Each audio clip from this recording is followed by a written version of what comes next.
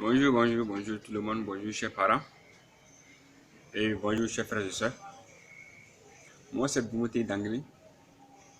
Aujourd'hui, j'aimerais parler ici élection au Cameroun, élection présidentielle au Cameroun.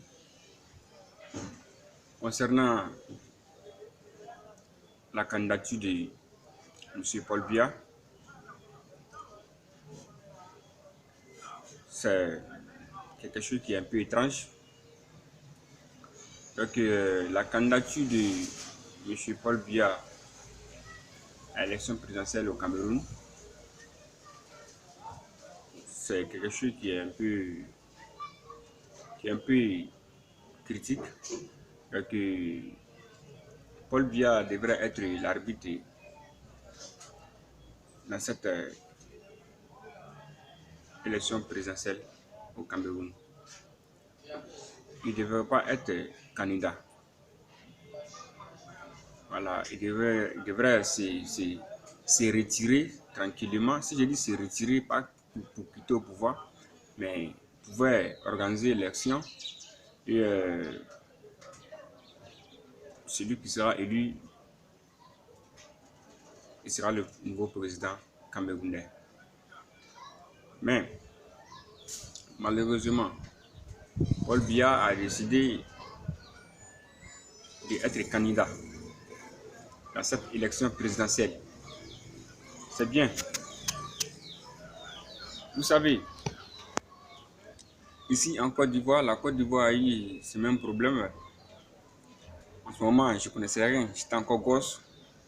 Mais l'histoire est là, hein. L'histoire n'est pas niveau. Le vieux Houphouët Boigny n'a pas voulu lâcher, malgré les opposants étaient présents. Vous savez, quand on arrive à un certain âge, il faut se retirer de plusieurs choses. Parce qu'une fois on prend de l'âge, la maladie se présente comme il veut. Et une fois on prend de l'âge, bon, tout peut être possible. Paul Biya, à l'heure actuelle où il est, je ne souhaite pas. Il peut tomber malade, il peut mourir.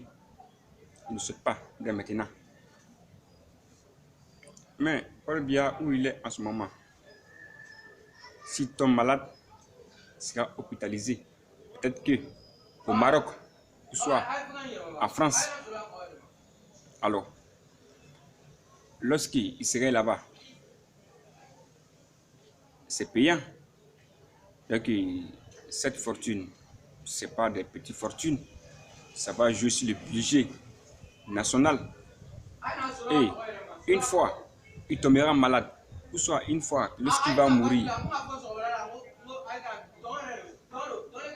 il y aura le bras de fer pour la fauteuil présidentielle. Chacun va s'intéresser.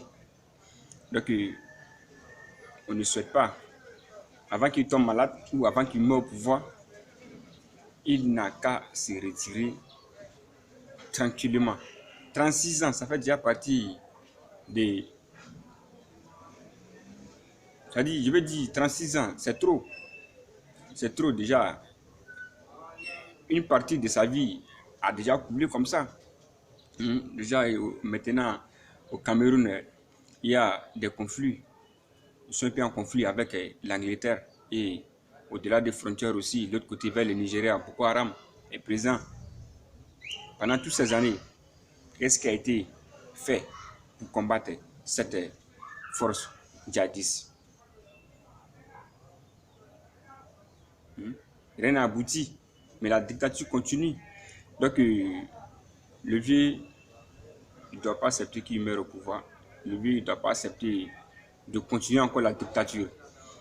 Voilà, vous savez, ici en Afrique, personne ne pourra mettre bien son pays comme le colonel Mohamed Kadhafi qui nous a quittés, qui a été assassiné en 2011.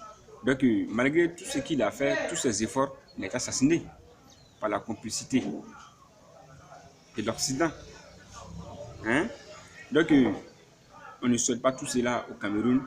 Donc il faut que nos chers dirigeants africains comprennent que l'Afrique n'a pas besoin de la dictature. L'Afrique n'a pas besoin de la dictature, l'Afrique a besoin des hommes forts. C'est tout ce que l'Afrique a besoin. Des hommes forts, des hommes capables, des hommes réels, des hommes qui sont prêts à se battre pour les nations, des hommes qui sont prêts à se battre pour ce continent africain. C'était juste ça. Donc, l'élection présidentielle, élection est déjà passée. Maintenant, on attend les résultats finaux. En tout cas, si Paul Biya est élu encore comme le nouveau président camerounais, c'est une défaite pour le Cameroun. Ça sera une défaite totale pour le Cameroun. Aujourd'hui, d'autres ne vont pas comprendre, mais à la longue, ça va créer des bavaries. On ne souhaite pas tout cela. D'autres vont dire, ce que moi je viens de dire là, c'est pas ça. Moi, je ne souhaite pas la bagarre. Je ne souhaite pas que les Camerounais soient en conflit. Mais c'est la vérité, on parle. En Côte d'Ivoire, il y a eu ces cas. Quand le Oufou est mort, il n'y a pas eu il y a eu de bras de fer, hein, entre ces militants, hein, entre Bidji et puis Ouattara et puis Laurent Gbagbo. Donc vous voyez, donc c'est ça. Donc, il ne faut jamais accepter de vieillir au pouvoir jusqu'à mourir au pouvoir. C'est pas du tout bien. Donc, chers dirigeants africains, évitez la dictature.